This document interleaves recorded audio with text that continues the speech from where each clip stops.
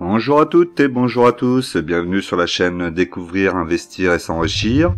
Vous êtes sur la playlist Bourse, mon portefeuille PEA, épisode numéro 87, Investir dans les actions à dividendes. Pour cela, nous utiliserons l'enveloppe fiscale PEA et le courtier en ligne Bourse Direct afin de générer des dividendes et ainsi atteindre la liberté financière. Allez, on y va, c'est parti!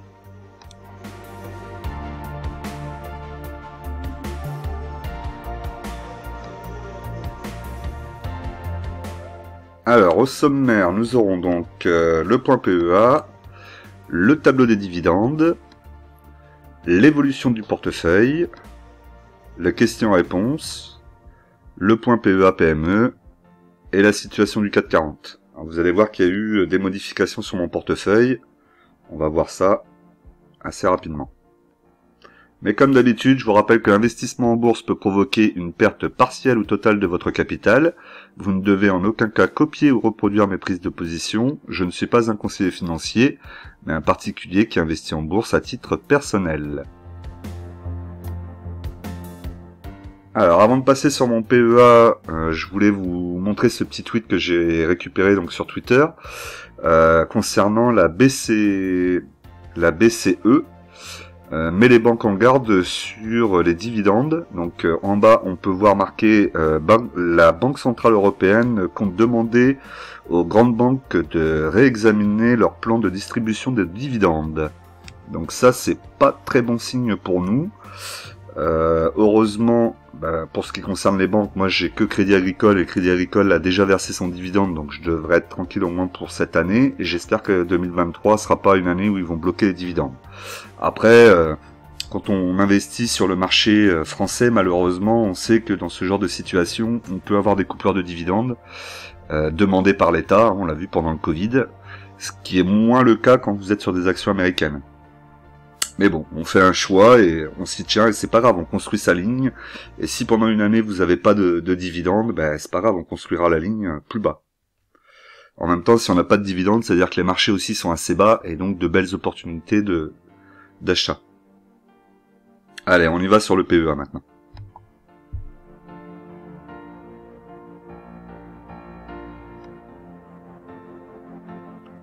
Alors, donc on se retrouve donc sur mon portefeuille PEA de chez Bourse Direct. Donc on peut voir actuellement que mon portefeuille affiche un total de 15 432,87 €. Le solde en espèces est de 1397,16 €. Donc là j'ai bien augmenté mon solde en espèces et vous verrez pourquoi tout à l'heure. Et ensuite la plus-value latente est de 59,44 €. Donc je suis quand même en plus-value latente pour le moment. La semaine dernière, vous vous rappelez que j'étais en négatif. Bon, là, je reviens un tout petit peu dans le positif, mais c'est quand même pas folichon. Donc en termes de valorisation hebdomadaire donc du CAC 40, on a donc le CAC 40 sur la semaine qui a perdu donc moins 2,34%, donc à 5 931 points. Concernant les actions, donc les plus performantes, on a Thales, la défense forcément, Airbus, la défense aussi, puisque on a aussi Airbus qui fait des avions mais qui fait aussi de la défense. Mais Airbus a aussi signé de beaux partenariats, on va voir ça tout à l'heure. Orange, donc une action plutôt défensive, c'est plutôt intéressant de l'avoir en portefeuille en ce moment.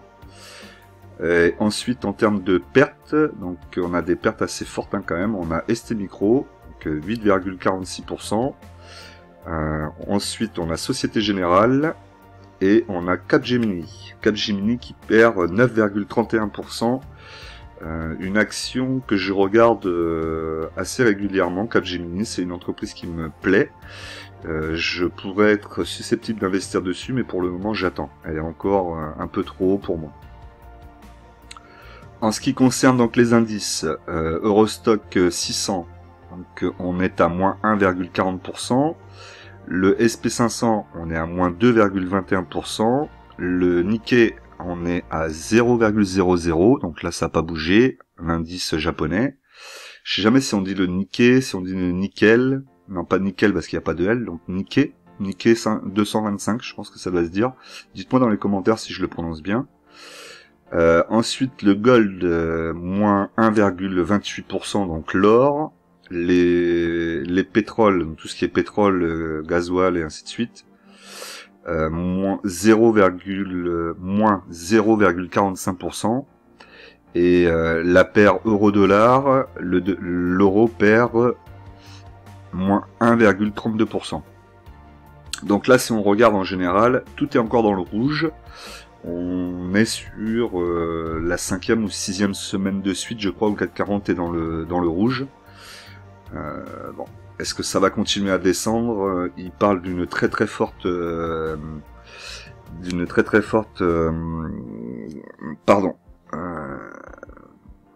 inflation. Je vais réussir à chercher le mot.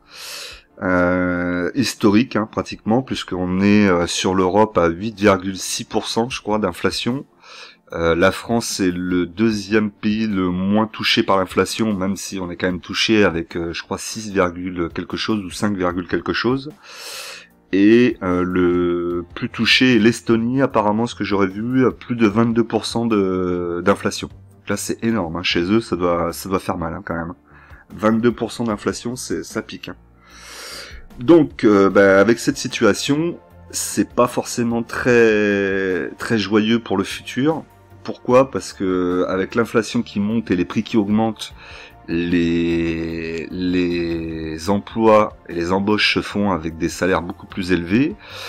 Ceux qui sont déjà en poste et qui ont des postes, des emplois qui peuvent mettre la pression sur les gouvernements, ils vont, à mon avis, jouer cette carte-là à fond. Donc on risque d'avoir peut-être les chauffeurs routiers en France qui risquent de se mettre en grève. Ça, je le sens assez gros comme une maison. Ils vont demander des augmentations et ils vont profiter de cette situation pour essayer d'améliorer leurs conditions, et ils ont bien raison. Ensuite, on va avoir aux États-Unis aussi un risque très important aussi de grève au niveau de tout ce qui est dockers. Donc les dockers, c'est ceux qui vont charger les produits, les envoyer dans les différents pays sur les bateaux, les conteneurs et tout ça. Et donc s'ils sont en grève, ça va bloquer les marchandises. Donc du coup, plus de marchandises, plus de produits, plus de matières premières, pour fabriquer. Et donc du coup, ça va impacter encore plus l'économie et ça risque encore de faire plus mal. Donc c'est assez compliqué à savoir ce qui va se passer.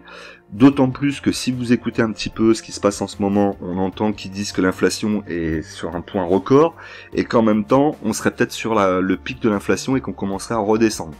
Donc c'est à ne rien y comprendre. Donc je vous conseille d'éviter d'écouter trop ce qui se dit, puisque si vous écoutez un peu tout ce qui se dit un peu partout, vous allez avoir plein d'avis contradictoires. Très difficile de se faire une idée en fait, et dans cette situation-là, on devrait être plutôt dans une situation à se dire qu'on se coupe du bruit, on n'écoute plus le bruit et on fait notre travail qu'on doit faire sur notre compte, sans s'occuper de ce qui est dit. Et ce qui arrivera.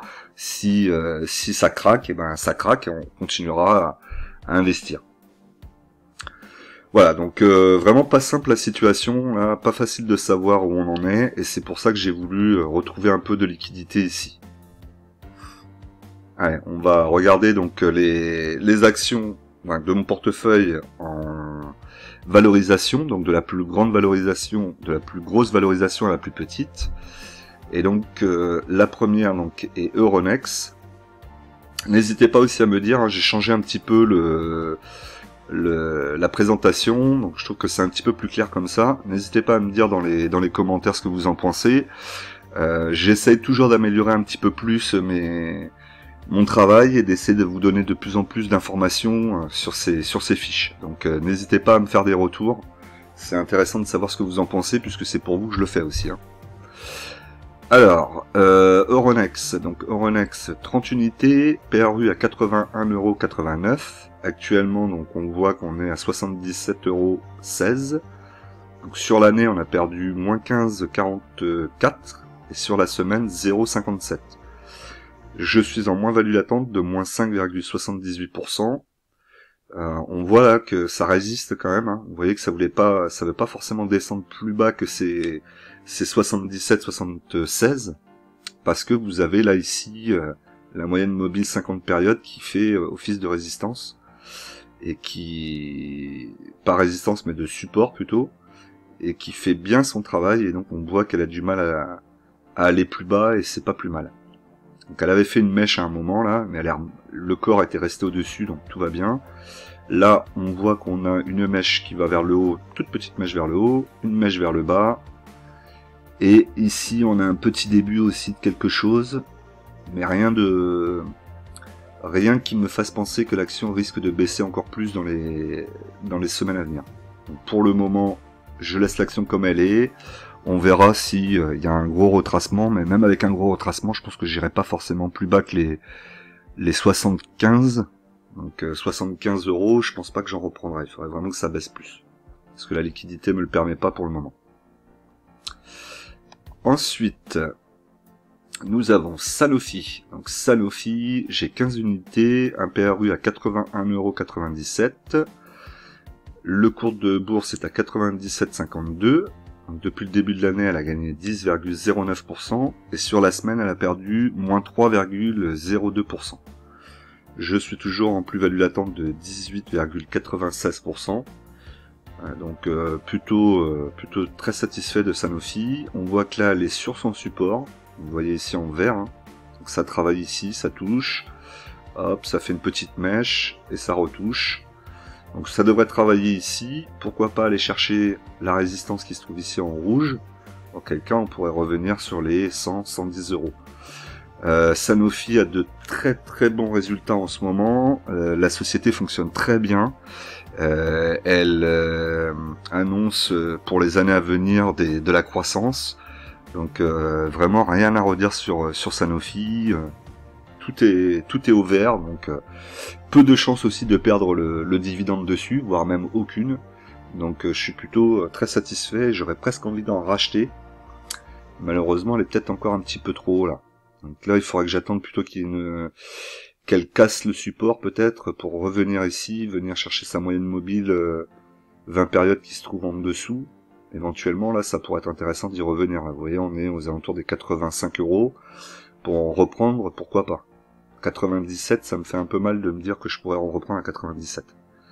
Même si, je vous dis, la valeur est vraiment très bien. Hein. Il n'y a pas de problématique dessus.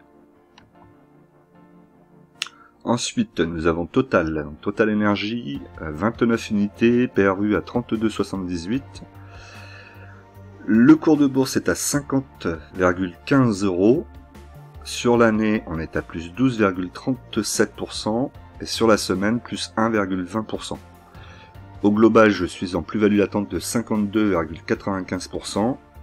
Peu importe, après je vais vous dire la plus-value, puisque de toute façon c'est une action que je vais garder sur très long terme. Je pense que même c'est l'action que je ne revendrai jamais. Je souhaiterais plutôt en racheter plutôt qu'en revendre. Actuellement, elle a passé son support, elle est en train de travailler ici. Donc là, qu'est-ce qu'elle va faire? Elle est revenue sous le support ici que vous voyez qui devrait maintenant devenir résistance éventuellement, et qu'elle vienne retravailler ce support plus bas. Donc là on est à 55. Ouais, pour le moment rien à dire, hein. Moi ce que j'attends c'est qu'elle revienne vers mon PRU, donc autant vous dire que c'est pas pour tout de suite.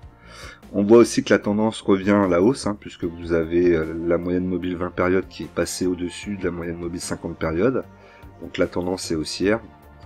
C'est plutôt positif. Le pétrole, on ne sait pas encore, mais certains analystes disent que le pétrole pourrait continuer à monter dans les mois à venir.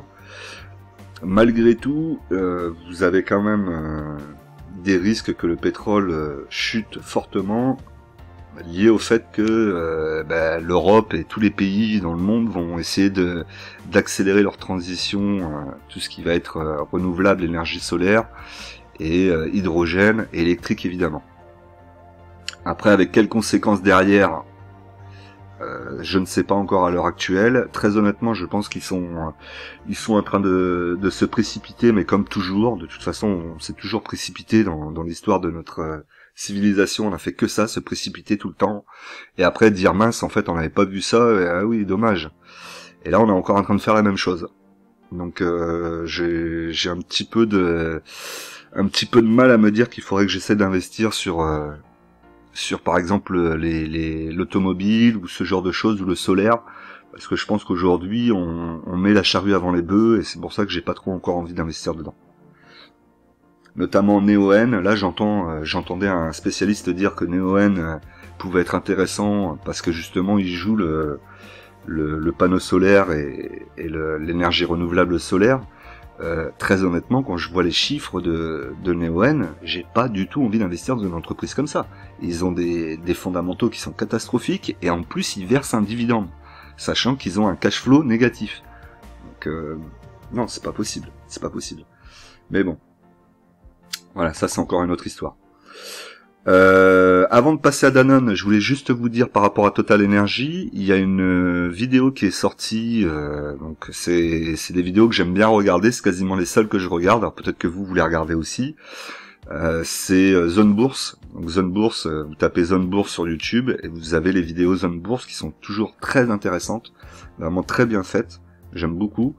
Et donc là, la dernière vidéo qu'il a sortie concerne Total, avec un titre un peu putaclic, pardon. Je vous laisserai aller regarder tout ça, et c'est très intéressant le discours qu'il tient. Donc voilà, je vous conseille d'aller le voir, c'est assez intéressant. Alors ensuite, on revient à notre histoire. Donc Danone, 20 unités, PRU à 53,25. Le cours de bourse est à 53,30. Donc là, je suis 5 centimes au-dessus du cours de bourse. Sur l'année, elle a perdu moins 2,36%. Et sur la semaine, plus 1,35%. Je suis en plus-value latente de 0,08%. Autant dire qu'on n'est pas énorme. Et donc si on regarde ici, on voit que ça part un peu dans tous les sens. On a le support qui se trouve ici en bas. On a une résistance ici en pointillé. Et donc là, pour le moment, elle est ici. Et elle est en train de rentrer dans ce canal là que vous voyez ici. Donc c'est un canal baissier. J'espère qu'il va pas être trop... Ouais, quoique si, il pourrait très bien continuer à descendre là ici, et peut-être venir se rappuyer sur ce support ici là. Vous avez un gros support là ici, on voit. Donc ça pourrait très bien venir retravailler dessus ici en prolongeant, descendre ici, venir toucher, et ensuite commencer à reprendre une montée et repasser au-dessus de cette résistance. Pourquoi pas? Donc là on voit, on a un petit canal ici baissier, ensuite on en a un gros avec résistance ici et support ici. Donc cette partie là qui peut être aussi un canal qui lui va vers le haut. Donc pour le moment il ne faudrait pas sortir de ce canal qui va vers le haut. Possibilité pour moi d'en racheter Danone, oui, j'en rachèterai s'il y a possibilité. En dessous des 50, vers les 49, pourquoi pas. Airbus, donc Airbus 10 actions, donc vous voyez qu'Airbus j'ai racheté des actions, on va voir ça tout à l'heure, donc j'en ai racheté 5, puisque j'avais que 5 actions à la base. J'ai un PRU maintenant qui a baissé à 95,75, sur l'année on est à moins 15,24%, et sur la semaine on est à plus 2,96%. Ma plus-value latente est de 0,54%, donc ça ne joue pas à grand chose, hein, puisque je suis à 95,75 et le cours de bourse est à 95,24. Donc plutôt content de mon achat. Ça a baissé encore un petit peu, mais bon, malgré tout, je suis quand même content de l'achat que j'avais fait. Ici, sur le graphique, on voit hein, assez nettement, support ici, donc là, c'est en train de retomber. Est-ce que ça va repartir ou est-ce que ça va nous faire une mèche et venir ici toucher les 80 €, ce qui serait vraiment bien pour pouvoir en reprendre? J'ai un peu de mal à y croire, mais ça va un peu dépendre de la situation, hein, puisque là vous voyez, on a la résistance ici, le support ici, donc ils vont venir se rejoindre. Donc ça nous fait un biseau où ça va travailler, ça va se refermer de plus en plus dans le biseau, et ensuite l'action devra faire un choix, soit passer au-dessus, soit passer en dessous. Non, on n'est pas encore là pour le moment. Pour le moment, je reste à l'affût sur Airbus. S'il devait y avoir un retracement encore en dessous des 85 €, peut-être que je serais susceptible d'aller en rechercher. Alors ce que je vous disais, c'est que Airbus, énorme commande en Chine. Donc je crois que c'est plus de 200 avions. Donc bon, c'est assez fou, hein. Airbus enchaîne les commandes quasiment toutes les semaines, un peu comme Alstom, hein. Ils ont des commandes très régulièrement. Et ce qui est intéressant avec Airbus, c'est que vous avez effectivement, comme je le disais tout à l'heure, le côté militaire, parce que vous avez aussi de la défense avec Airbus, hein. Vous avez tout ce qui est hélicoptère de combat, et vous avez la partie avion de tourisme, et bientôt avion hydrogène futuriste. On voit dans quelle situation est Boeing. Donc là, Airbus a vraiment une carte à jouer pour essayer de devenir vraiment numéro 1 et mettre loin derrière eux, Boeing. On est déjà dans cette situation, hein. Boeing est très mal en ce moment, hein, par rapport à Airbus. Donc voilà, donc je vais continuer à investir dessus. Les fondamentaux sont excellents. Il n'y a pas de problématique particulière sur Airbus. En tout cas, moi, j'en vois pas. Ensuite, Eutelsat. D'ailleurs, n'hésitez pas à me dire dans les commentaires, hein, si vous voyez quelque chose qui vous choque ou quoi que ce soit, ou vous n'êtes pas d'accord avec moi. On est là pour échanger, et que je vous ai déjà dit, j'aime bien avoir votre avis aussi, donc n'hésitez pas. Eutelsat. Donc Eutelsat, 80 unités, PRU à 9,24. Sur l'année, on est à plus 1,82%. Sur la semaine, à moins 1,62%. Je suis toujours en plus-value latente de 18,27%. Je pourrais encore en racheter une vingtaine pour être à 100, mais j'irai pas plus loin que 100, je pense, avant très longtemps. C'est que je vous ai dit, c'est pas une action de croissance, c'est une action de dividende. Les fondamentaux sont pas mauvais, mais la société n'est pas en croissance et elle manque un petit peu d'idées pour essayer de reprendre de la croissance. Ça se voit, hein, vous voyez ici, là, on a vraiment une chute, on le voit. Ça reste dans ce canal baissier assez fortement. On a la moyenne mobile 50 périodes qui est au-dessus de la moyenne mobile 20 périodes. Alors même si ça va peut-être se recroiser ici, pour le moment on est toujours dans une phase baissière. La résistance ici a l'air de bien tenir aussi, hein, puisqu'on a eu 1, 2, 3 points qui ont touché, mais qui n'ont jamais réussi à traverser. Voilà, un tout petit peu, mais voilà, ça reste vraiment... C'est une belle résistance qui va être sans doute dure à passer. Donc on reste patient sur le dossier. Si ça continue à descendre, eh ben, peut-être que j'irai en rechercher mes 20 dernières à 8 €, aux alentours des 8 €. Et puis après, on laissera comme ça, on n'y touchera plus à cette action, on verra dans quelques temps. Nexity, donc Nexity, 34 unités, PRU à 26,71. Sur l'année, on a perdu 38%, 38,56%. C'est énorme, hein. Sur la semaine, on est neutre. Et je suis en moins-value de moins 4,93%. Pareil, vous voyez, hein, elle est en train de venir doucement sur le support ici. Donc ce que je vous avais dit, hein, quand on a été à ce moment ici, qu'on n'avait pas eu les bougies là, je vous ai dit que ça risquait de venir chercher et tester ici. Vous voyez que c'est en train de le faire, donc là ça vient doucement mais sûrement. Avec des petites mèches, ça remonte, ça va refaire des mèches, ça remonte.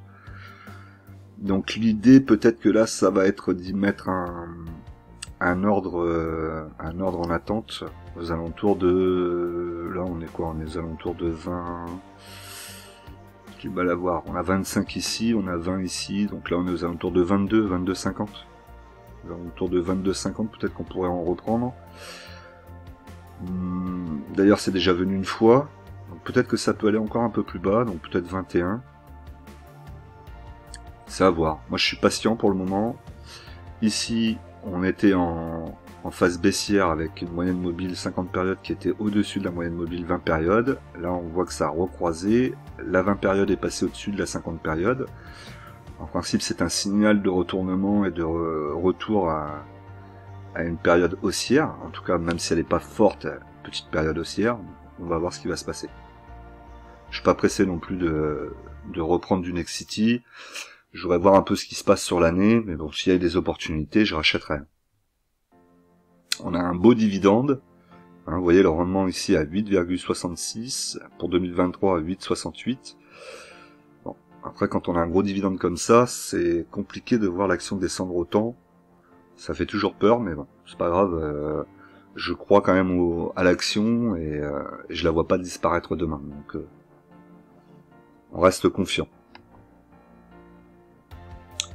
Vinci, donc Vinci, 10 unités parues à 80,97, sur l'année moins 7,60, sur la semaine moins 2,17. Je suis toujours en plus-value latente de 6,02%. Vinci, j'aimerais bien qu'elle descende parce que c'est une action que je voudrais renforcer aussi. J'aimerais bien avoir au moins une vingtaine d'actions. C'est une belle société, elle a des bons fondamentaux. Je vous ai dit, elle n'a pas encore retrouvé toute sa capacité qu'elle avait avant. En tout cas, ça revient petit à petit et ça revient bien. Mais je pense qu'il y a encore du potentiel derrière et donc j'aimerais bien qu'elle revienne un petit peu plus bas là, si elle pouvait. Alors vous voyez ici, on a une résistance, on a le support ici, donc on arrive dans le biseau.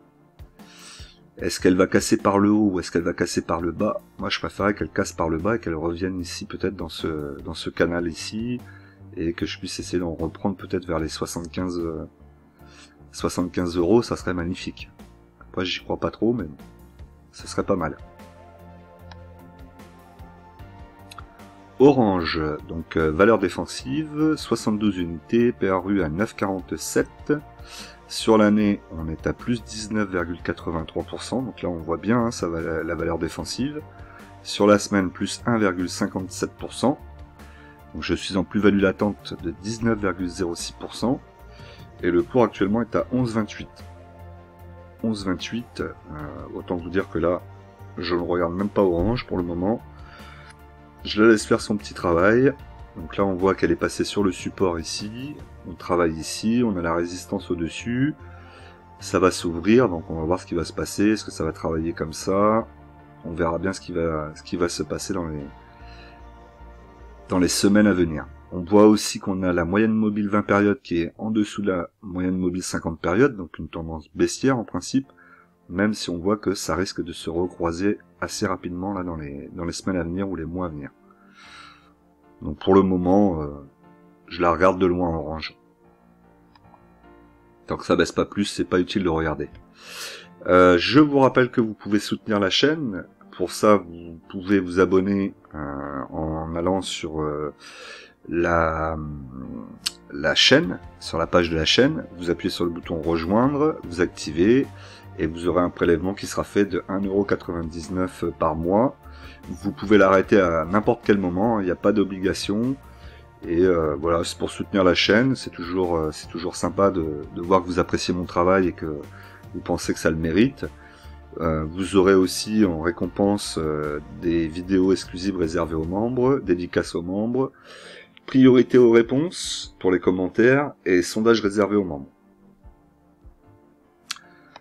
Donc toujours dans la même chose, donc vous avez actuellement donc pour la partie membres, pour ceux qui ont pris l'abonnement, donc 2 vidéos qui ont été faites sur des analyses et une 3e qui est sortie cette semaine qui concerne la crypto-monnaie où je montre mon portefeuille crypto Ledger.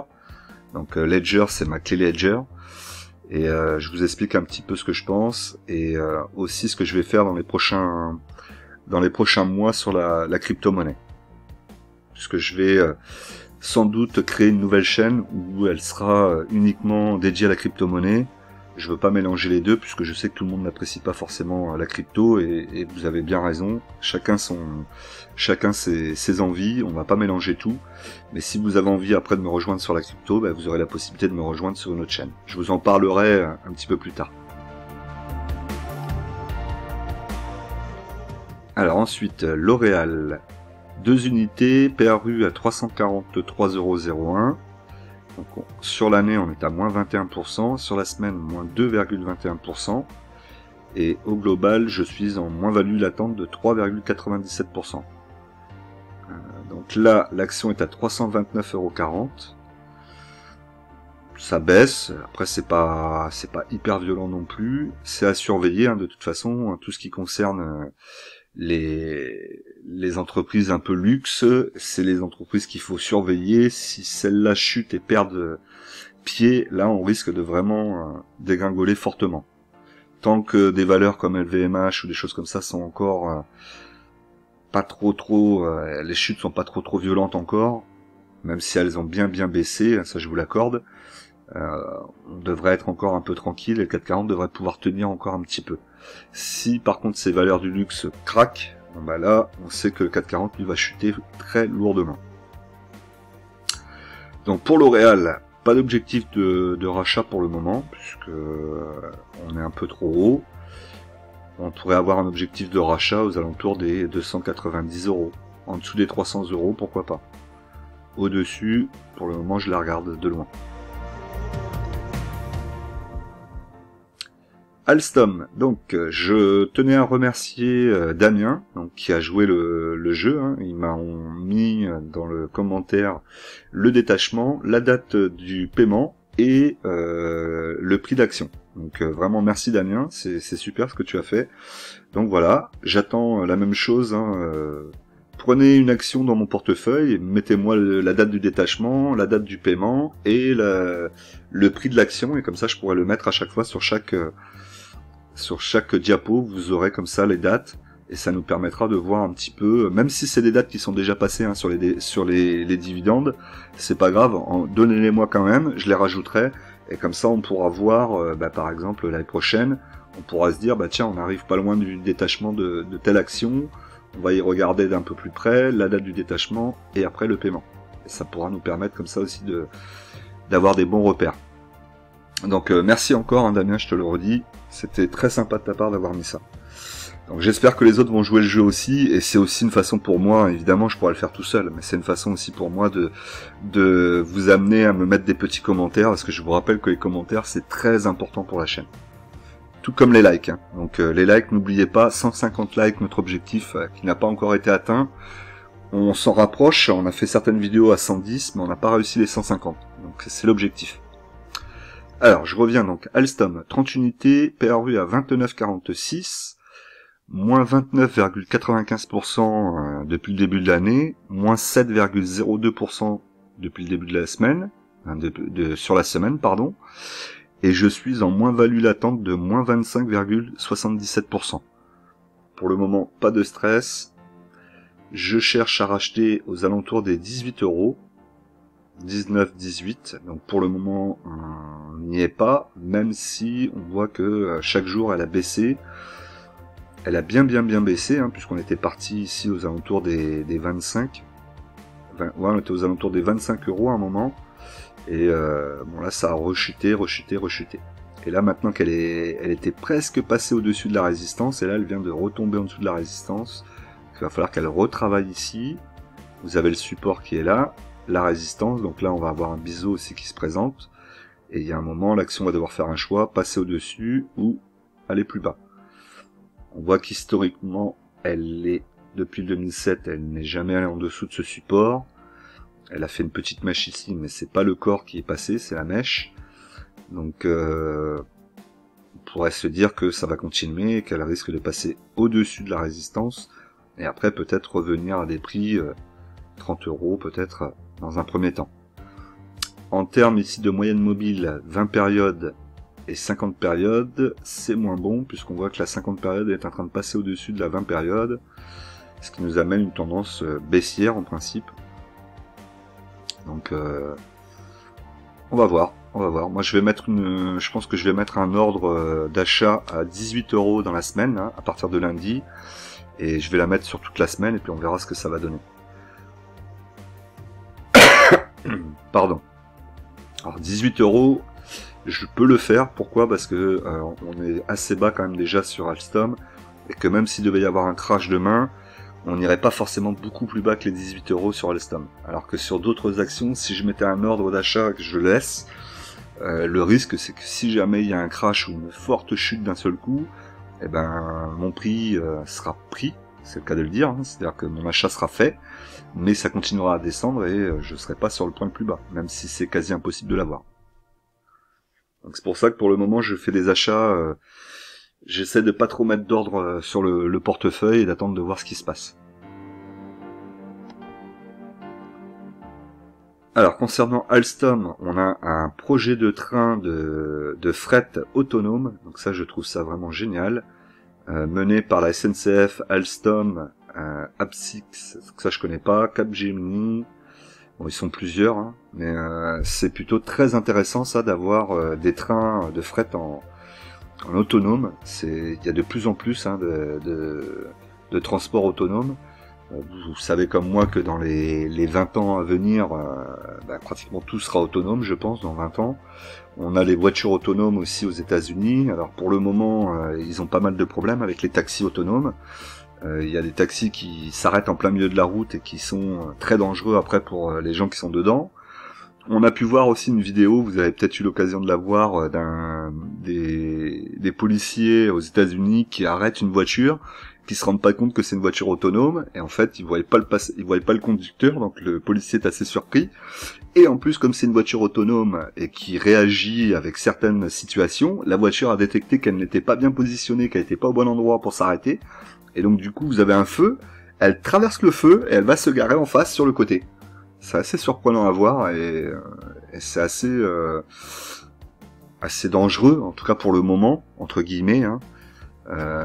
Mais on sait bien que de toute façon, c'est ce qui va se passer dans les années à venir. Les voitures autonomes, il y aura que ça après. Donc c'est pour ça aussi que je comprends pas tous les problèmes qu'on peut avoir avec les voitures, les centres-villes et tout ça. Mais tout ça, ça va complètement disparaître dans les 10 ou 20 prochaines années. Puisque quand on aura des voitures autonomes, quel intérêt d'avoir une voiture personnelle? Ça ne servira plus à rien. Vous aurez un véhicule que vous partagerez avec plein d'autres personnes, une application, vous appellerez la voiture viendra vous chercher, et puis vous l'utiliserez comme vous aurez besoin, ce sera un style d'abonnement. Mais la voiture personnelle, j'y crois pas. En tout cas, j'y crois plus pour les années à venir, dans les 10 à 20 ans qui arrivent.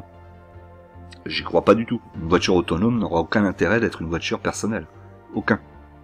Dites-moi ce que vous en pensez, hein, mais voilà, je pense qu'aujourd'hui on se pose des questions qui, à mon avis, encore une fois, n'ont pas été bien réfléchies, puisque si on part sur la voiture autonome, on aurait peut-être pu mettre beaucoup plus d'argent sur cette voiture autonome et essayer de la développer, tout en continuant comme on est aujourd'hui. Oui, on me dit que l'écologie, il faut y aller tout de suite. Mais en fait, ce qu'on fait, c'est pas de l'écologie, puisqu'on va prendre des panneaux solaires qui vont polluer, on va prendre des batteries qui vont polluer, qu'on saura même pas comment ressortir. Donc voilà, je trouve que ça a pas de sens ce qu'on est en train de faire aujourd'hui, c'est dommage. Je pense qu'on aurait pu travailler beaucoup plus sur le fait de se dire, avec une voiture autonome, il y aura plus besoin d'avoir de voiture personnelle, et donc du coup ça va changer la vie, ça va changer la circulation, ça va changer notre façon de voir les choses. Donc je trouve ça dommage. Bon, en tout cas, quoi qu'il en soit, pour revenir à cette histoire de train, je trouve que c'est vraiment très bien ça. Et puis bon, en principe, train autonome, il ne doit pas y avoir trop de risques, hein, puisque le train est sur le rail, donc logiquement. Ensuite, nous avons Score. Donc Score, 30 unités, PRU à 25,78. Sur l'année, je suis à moins 24,93%. Sur la semaine, moins 2,28%. Sur le total, moins 20,10%. Là, c'est pareil, ça retrace plutôt pas mal. On est ici on est à 20,60 € actuellement le cours. Vous voyez que c'est venu se poser sur le support ici. Un support qui est quand même un peu en tendance baissière ici, avec la résistance au-dessus. Donc ça pourrait continuer à descendre un petit peu. Tout est possible. Je pourrais me renforcer, mais comme je vous ai déjà expliqué, j'ai déjà une ligne trop importante sur tout ce qui est le secteur financier, avec Euronext et Crédit Agricole. Pour le moment, j'ai pas trop envie de remettre dans ce secteur. Je voudrais plutôt essayer de rééquilibrer les autres secteurs avant de revenir sur du financier. Bon, après, s'il y a une opportunité vraiment énorme qui se présente, j'achèterai quand même. Hein. Pas être buté non plus. Notamment sur Crédit Agricole. Donc là, Crédit Agricole, 60 unités, PRU à 9,73. Sur l'année, on est à moins 30,44. Sur la semaine, moins 4,89. Et moi, je suis en moins-value latente de 10,28%. L'action est actuellement à 8,73. Ce qui est plutôt pas mal. On est descendu à 8,63. J'aurais pu commencer à acheter à 8,63. Non, j'ai envie d'attendre encore un petit peu. Patience. Et je pense que je vais plutôt essayer de voir si je peux pas essayer de la prendre aux alentours des 8 €. 8,33 € peut-être, voire 8 €, voire peut-être un tout petit peu en dessous, puisque vous voyez ici le support a été testé. Alors là, c'était au moment du Covid. Là, ici, on voit quand même que ça a l'air de faire le même mouvement. On dirait que ça voudrait aussi descendre. Si jamais on a un blocage, comme on a vu tout à l'heure, des dividendes sur les bancaires, ça risque d'être plus violent et de chuter plus bas. Puisque souvent les gens rentrent sur ces bancaires pour le dividende. Donc patience, on n'est pas pressé non plus. Le dividende est déjà passé, donc de toute façon il n'y a pas d'obligation de re-rentrer tout de suite. On va attendre de voir si elle vient vers les 8 euros. Vous avez vu que depuis le début, le fait d'être très patient, eh ben, à chaque fois j'arrive à retrouver des PRU plus bas en étant toujours plus patient. Donc je sais que c'est pas toujours facile, hein. Quand on a la liquidité, on a envie d'acheter. Là, vous avez vu que j'ai de la liquidité. Cette semaine, j'ai eu envie d'acheter. Et donc, j'essaie toujours de me freiner, de me dire non. Si tu achètes quelques actions, mais tu vas pas craquer en lâchant tout ton liquide. Voilà. Donc, soyez patients. Les actions et le CAC 40 et tous les marchés, de toute façon, ils ont toujours vocation à revenir, à repartir, à baisser, à remonter, à baisser, à remonter. Après, c'est plus ou moins long. Des fois, la baisse va durer pendant 2, 3, 4, 5 ans. Et parfois, la montée va durer pendant 2, 3, 4 ans. Donc, voilà. Il faut être patient, il faut attendre. Et il faut pas paniquer au moindre petit mouvement de marché. Et c'est pas si compliqué que ça à faire, hein, je vous assure. Si vous regardez pas trop votre compte bancaire, votre compte PEA, quand la situation est un peu dégradée et que vous avez pas trop de liquidité, fermez votre ordinateur, remettez de la liquidité dessus sans y toucher, et vous allez voir que ça va revenir tout seul. Et très souvent, ne rien faire dans l'investissement en bourse, c'est presque mieux que de faire quelque chose. Donc pas d'inquiétude là-dessus.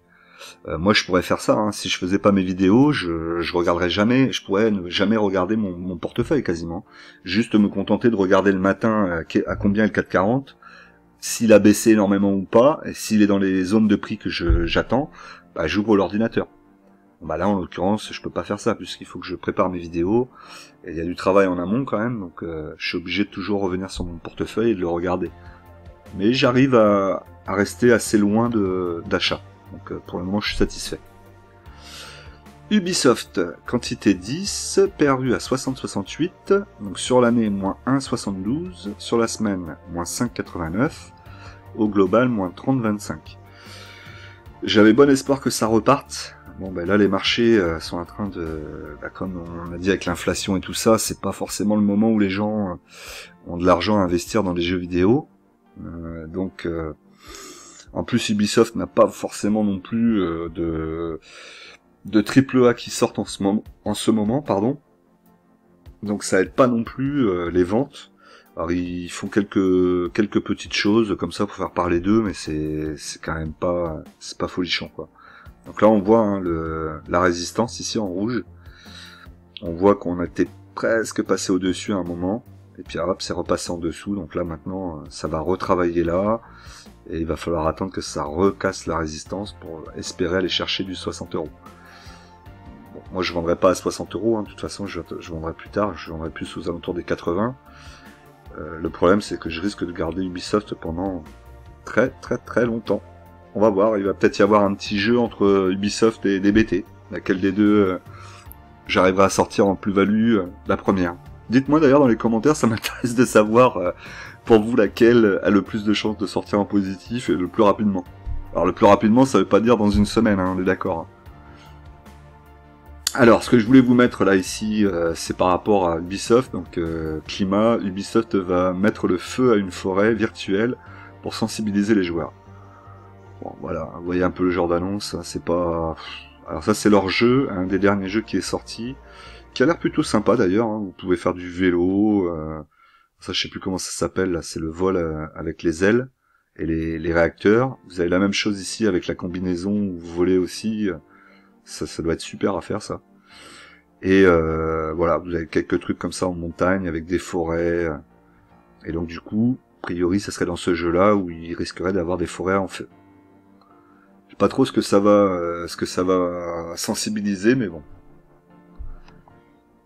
Ça leur fait plaisir.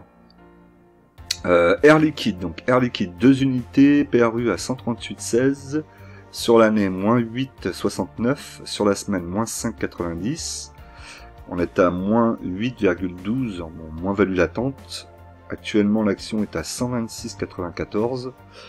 Le prix est assez bas, vous me direz, mais peut-être pour commencer à rentrer dessus, mais pas pour renforcer quand vous êtes à 138,16. Là, mon PRU est trop élevé. Là, c'est pas assez bas pour aller renforcer. Si je veux renforcer, ce serait plus aux alentours des 110. Ouais, 110, voire à la limite, ça revenait sur ce support là ici, aux alentours des 100.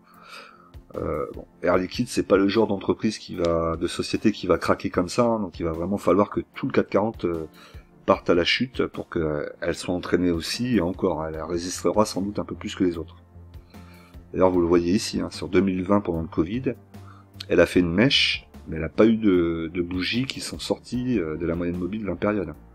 C'est vous dire un peu la puissance de cette action, quoi. Air Liquide, c'est vraiment une très très belle société. Et avec l'objectif aussi, et ça il faudra que je vous le marque, quand vous m'aurez donné le détachement et la date du dividende, il faudra que je vous marque aussi l'année où il donne l'action gratuite. Donc c'était cette année 2022, donc la prochaine action gratuite sera 2024, et donc ça il faudra qu'on se le marque pour qu'on le voit et qu'on puisse s'en rappeler dans 2 ans. Schneider, donc Schneider, j'adore cette action, j'ai vraiment envie de me renforcer dessus, j'hésite bêtement, je pense qu'il faudrait que je re-rentre dessus là, je vois pas pourquoi j'hésite autant. Peut-être parce qu'il y a la conjoncture, donc je me dis ça peut encore continuer à baisser, mais même si ça continue à baisser, c'est une belle société, donc je devrais pas me poser autant de questions. 2 unités donc, 128,88 le PRU. Sur l'année, on est à moins 35,49, donc ça veut dire vraiment qu'on est sur une belle opportunité d'achat quand même. C'est une belle société. Moins 35%, est-ce qu'elle pourrait continuer à baisser et perdre 40 ou 50%? Je pense pas. Donc je me dis peut-être que là c'est le moment où il faudrait que j'achète avant qu'elle reparte un peu à la hausse. Après, toujours pareil, hein, s'il y a un gros crack, elle va chuter comme les autres, mais elle pourrait venir ici aux alentours des 100 euros. Donc je suis en moins-value de 13,67%. Ce que je me dis, c'est éventuellement que je pourrais en acheter peut-être 2 pour avoir 4 unités ici, faire baisser encore mon PRU, et puis ensuite attendre, et puis ça continue à descendre, en racheter, et voilà, et faire ma ligne comme ça à la baisse. Achat à la baisse régulièrement sur Schneider, ça pourrait être intéressant. Donc c'est peut-être ce que je vais faire lundi. Si elle remonte pas et qu'elle redescend un petit peu vers les 110, peut-être que lundi je vais me décider, je vais en racheter 2. Parce que j'aime bien cette action, c'est une belle société, un beau dividende, solide, ça progresse, vous voyez, hein, 2,35 sur 2022, 2,57 sur 2023, des fondamentaux qui sont vraiment très très bons, donc il n'y a pas de raison de pas aller dessus. Rien qu'en plus 2023 on sera à 18 le PER, donc c'est plutôt pas mal. Donc faut que je vois ça. DBT, donc 1000 unités, PRU à 0,10 centimes, moins 48,61% sur l'année, moins 0,49 sur la semaine. Sur le global, je suis à moins 81,28%. Alors, je les tiens très facilement, vous vous doutez bien pourquoi, puisque j'ai investi 100 euros dessus, et que si je perds mes 100 euros, il n'y a pas mort d'homme. Donc elle pourrait même aller à 90, à 95, moins 95, que ça ne changerait absolument rien pour moi. Je la laisse comme ça, et puis on verra. Hein. On va faire le petit pari avec Ubisoft, on va voir laquelle des deux arrivera à être en plus-value un jour. Ce qui pourrait être intéressant, c'est qu'aujourd'hui on voit de plus en plus de publicité pour Noroto. Donc Noroto a un partenariat avec DBT, DBT gère la partie station électrique, recharge électrique. Donc si Noroto booste son chiffre d'affaires, forcément ça veut dire qu'il y aura de plus en plus de clients chez eux, et donc indirectement ça va faire rentrer aussi du chiffre d'affaires pour DBT. Donc ça pourrait être intéressant. Après, on va pas s'enflammer non plus, on va voir progressivement les prochains trimestres comment ça va se passer, parce que ça risque aussi de faire mal là, le prochain trimestre, les résultats risquent d'être moins bons que prévu, et donc on pourrait avoir des baisses assez violentes sur les actions.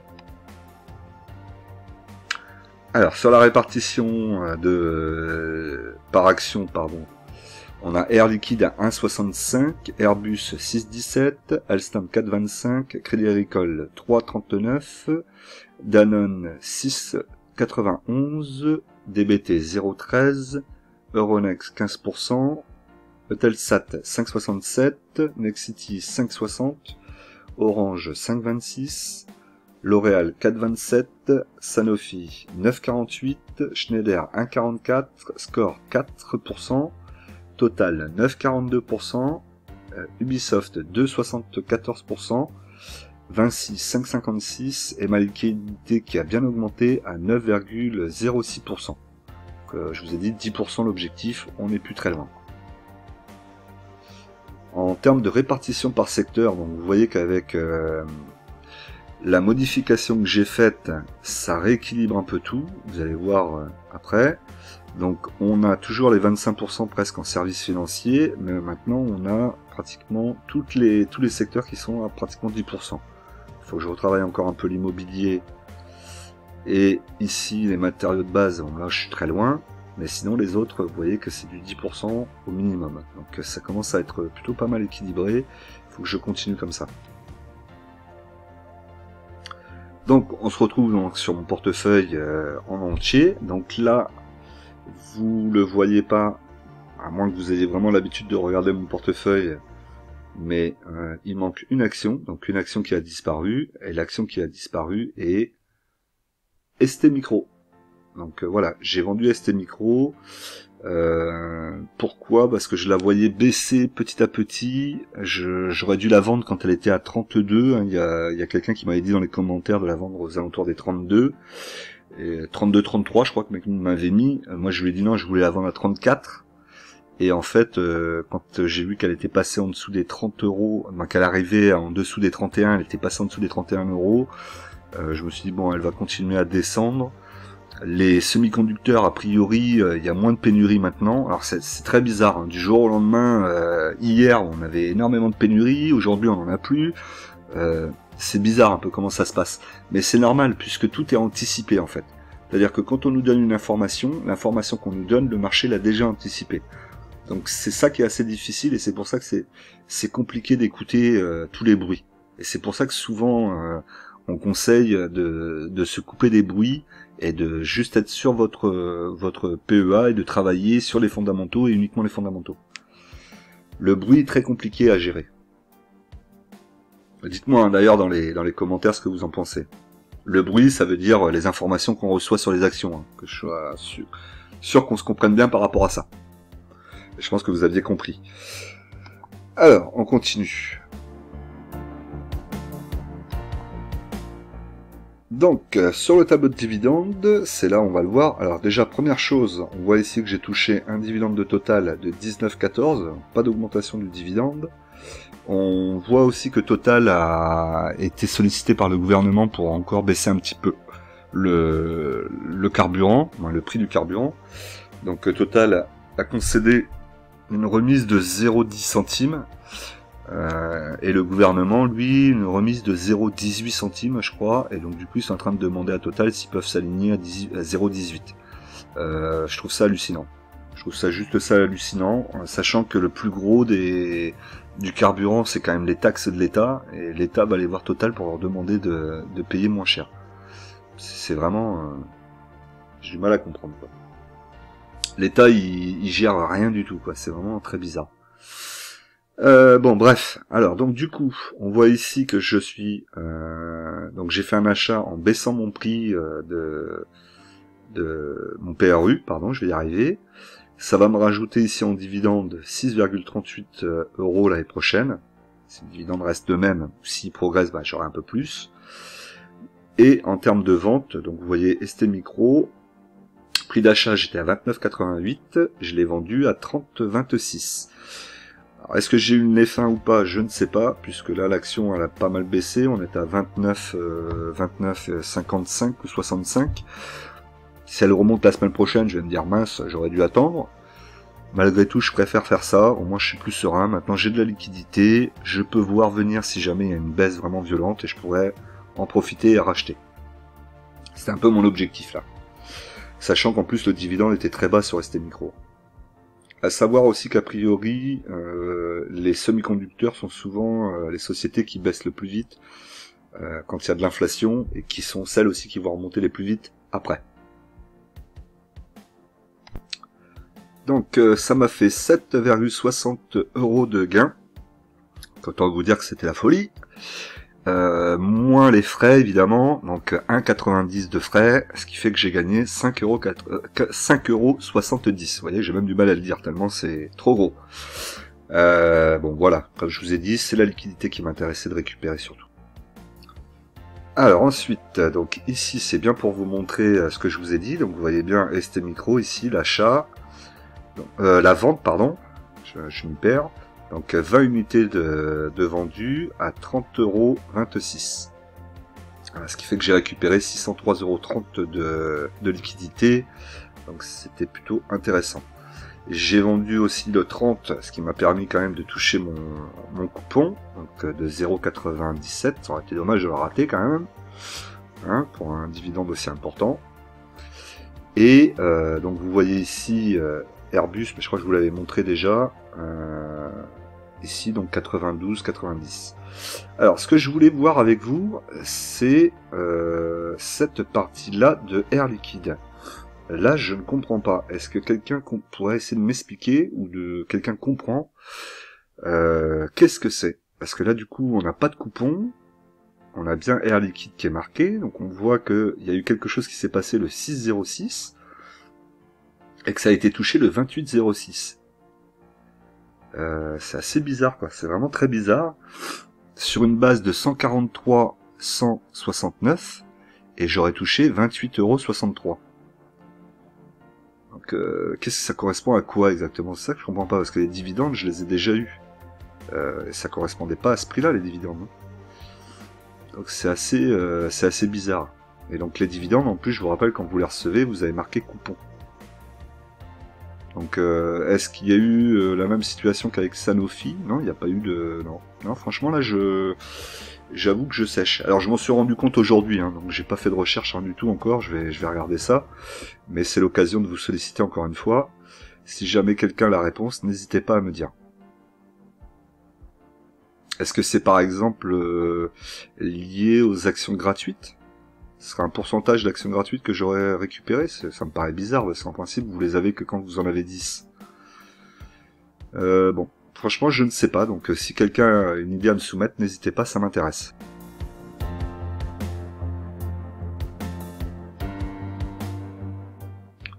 Alors, mon portefeuille, je suis en moins-value latente de moins 5,44%, soit une perte de 868,02 €. Ce qui fait que par rapport à la semaine dernière, j'ai perdu 1%, soit 163,80 € de perte en plus.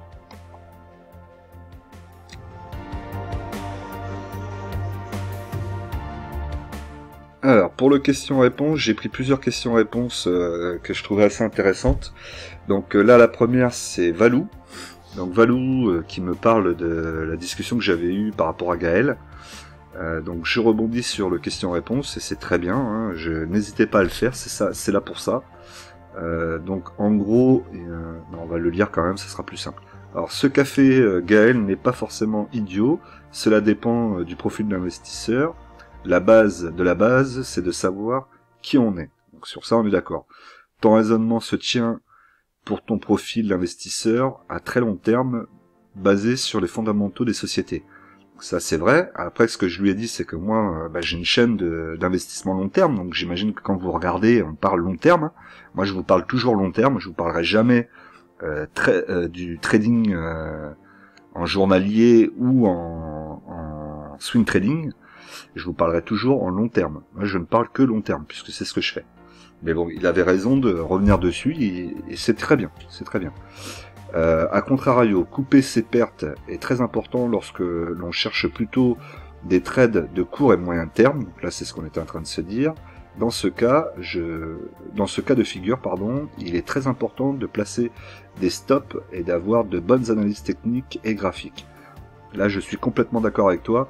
Et au-delà de ça, Valou, j'espère que tu m'en voudras pas, mais même je vous dis, ne le faites pas. Ne le faites pas. Vous allez tout perdre. Si vous faites du trade en court et moyen terme, vous allez tout perdre. C'est quasi couru d'avance. Alors c'est pour ça que je l'ai mis aussi le message, parce que c'est assez surprenant. Donc il me met perso, je suis dans le second cas et je vends régulièrement à perte quand je touche mes stops. Mais j'en suis à plus 25% de performance depuis le 1er janvier. Donc plus 25% en performance, c'est monstrueux depuis le 1er janvier. Hein. Surtout en faisant du trade court et moyen terme. Donc franchement, je te tire mon chapeau. 25% de perf, c'est vraiment monstrueux. Quand vous avez le 440 qui est à moins 15, ça veut dire qu'on a un différentiel de plus 45 par rapport au 440. Alors après, je sais pas si tu vas sur le 440 ou autre chose, mais c'est vraiment une très très belle perf. En espérant que tu gagnes sur du long terme et que tu as l'air de ne pas craquer mentalement, donc ça devrait le faire. Et parce qu'en fait, il me disait que lui au départ, il avait essayé de faire pareil que moi, donc c'est-à-dire faire du long terme, et apparemment, il n'y arrivait pas, donc c'est ça que j'ai du mal à comprendre. Et il est passé sur le court et moyen terme, et là, il a réussi à dégager du bénéf. Je te dis pourquoi pas, Valou. Pourquoi pas. Après, méfie-toi quand même hein, sur des années et des années. Bon, est-ce que c'est la première année que tu fais des trades comme ça, et c'est la première année que tu fais comme ça et que ça fonctionne pour le moment, ou est-ce que c'est quelque chose que tu fais déjà depuis quelques années et que ça fonctionne? Très honnêtement, moi je le ferai pas. Et je vous le dis aussi, ne faites pas de court terme ni de moyen terme. C'est 99% des particuliers perdent tout au bout de 3 mois. Donc c'est pour ça que je suis assez surpris de voir que Valou fonctionne très bien, mais il est peut-être pas débutant non plus. Donc voilà, donc merci Valou pour ton message, et il n'y a pas de souci. Moi j'aime bien l'échange et ça me convient. Ensuite, j'ai mis un petit message de Romain, donc je l'ai mis parce que je n'arrivais pas à y répondre et qu'il n'y a rien qui m'agace plus que de ne pas pouvoir répondre à vos messages. Donc dans ce cas-là, je l'ai mis. Donc il me met, donc c'était par rapport à l'IFU sur le compte titre ordinaire, donc là en l'occurrence pour Trade Republic. Il me demandait si même les ETF à dividendes capitalisants sont à déclarer. Alors, dites-vous de toute façon que quoi qu'il arrive, alors si c'est Trade Republic, tant mieux, Trade Republic vous donne l'IFU. Donc sur l'IFU, vous savez ce que vous avez à déclarer, vous n'avez pas besoin de vous poser de questions. Ensuite, lorsque vous allez acheter des ETF, si vous achetez des ETF capitalisants, quoi qu'il arrive, les dividendes sont réinvestis dans la société et vous n'avez pas de taxe, non, vous n'avez pas de flat tax à payer, puisque vous ne récupérez pas les dividendes. Par contre, si vous avez un ETF à dividendes redistribués, c'est-à-dire vous récupérez les dividendes de l'ETF, là, vous allez être taxé. Voilà. Donc, je me rappelle plus comment on dit, c'est les ETF capitalisants et les ETF distribuants, c'est ça. Donc, capitalisant, ça veut dire qu'ils remettent les dividendes dans l'ETF et ils les réutilisent et vous n'avez pas de taxe à prendre.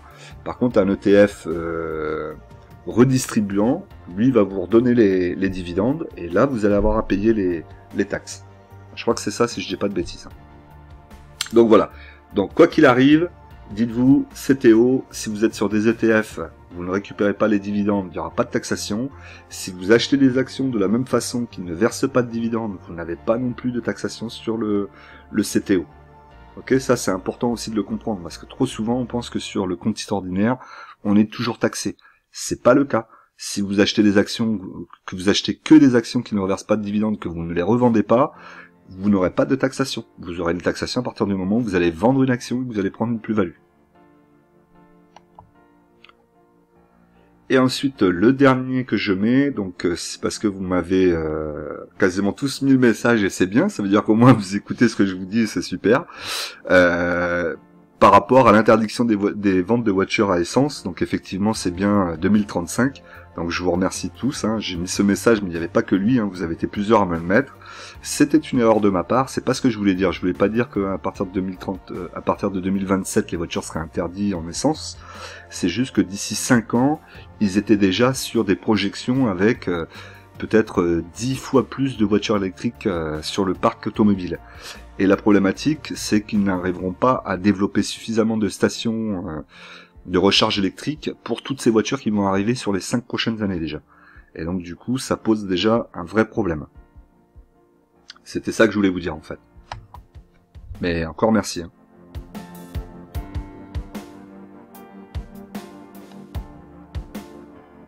Alors maintenant on se retrouve donc sur le portefeuille PEA PME. Donc on va essayer d'aller un petit peu plus vite parce que la vidéo est assez longue là déjà.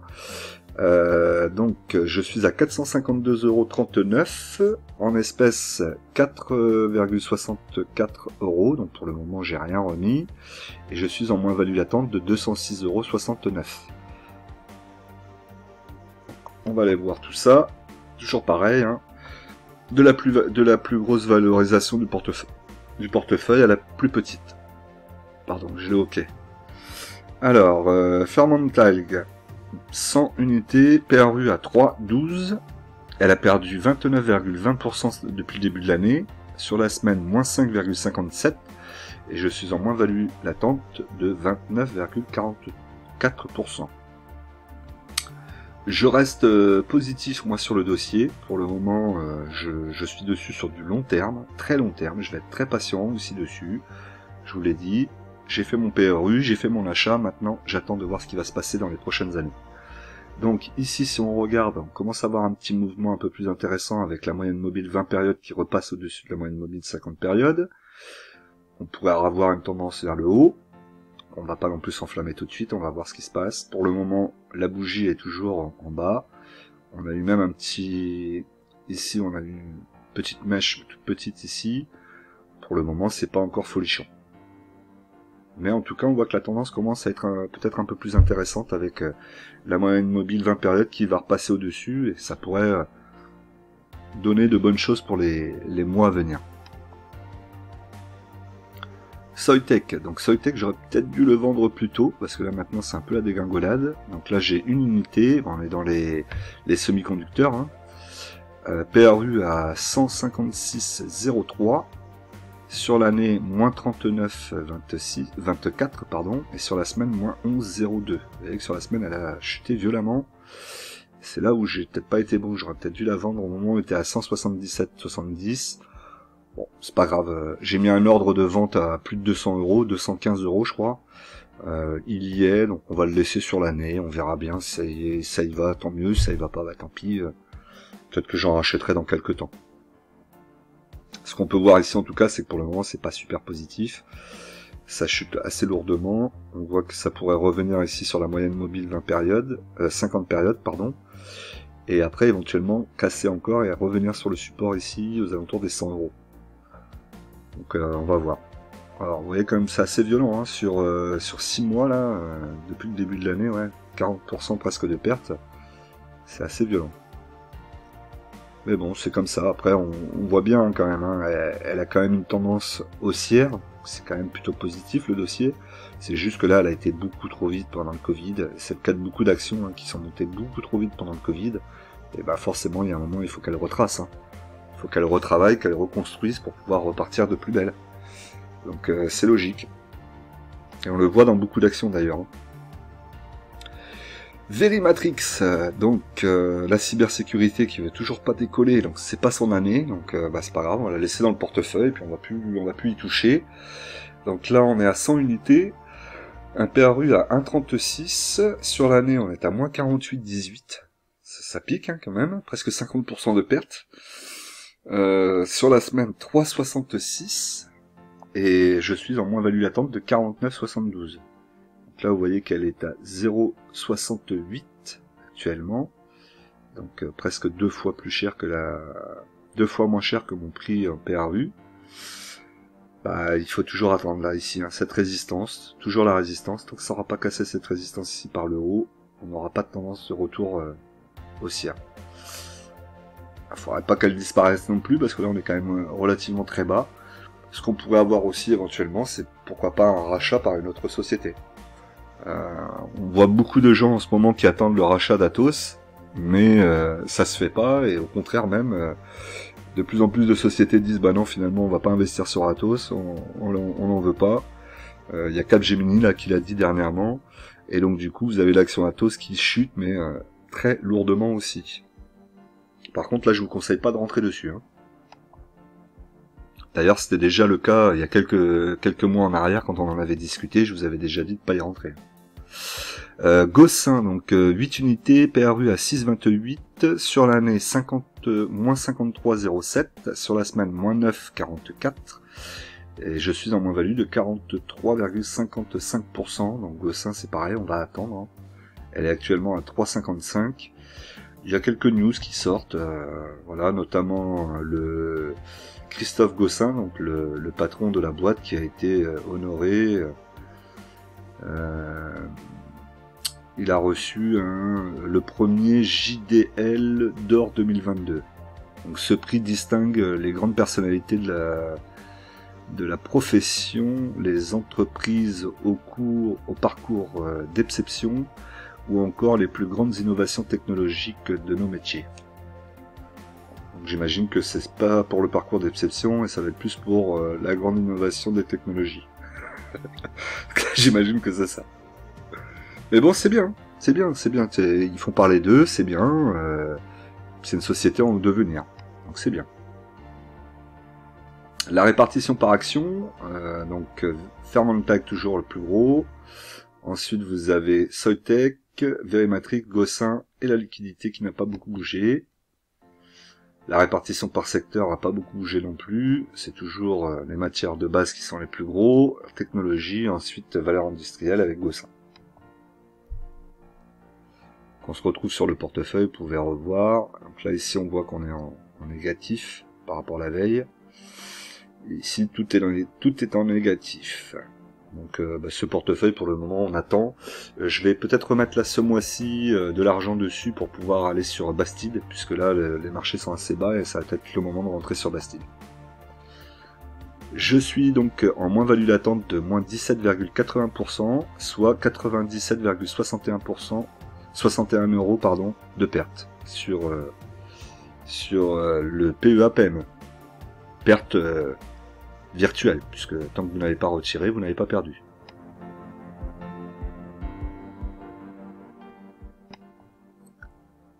Alors, concernant la situation du CAC 40, moins 17,08%. Vous voyez que moi je suis à moins 5 sur mon portefeuille, donc je surperforme largement le CAC 40, hein, même si je suis pas en positif.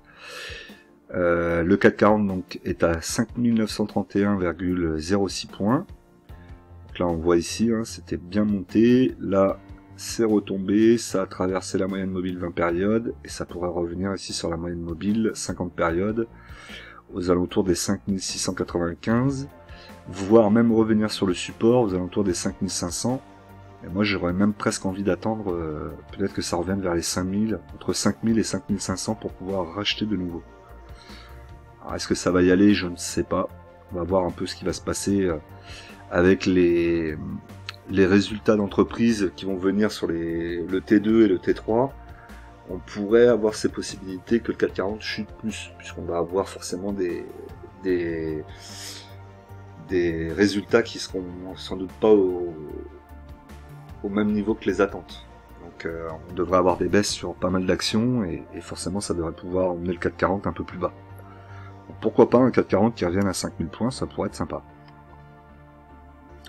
Voilà, donc comme d'habitude, je vous rappelle qu'en investissement, les impatients payent pour les patients. N'oubliez pas ça, c'est très important de garder son calme et de laisser venir les choses, de pas les forcer. Et nous, on se retrouve tout de suite dans une nouvelle vidéo.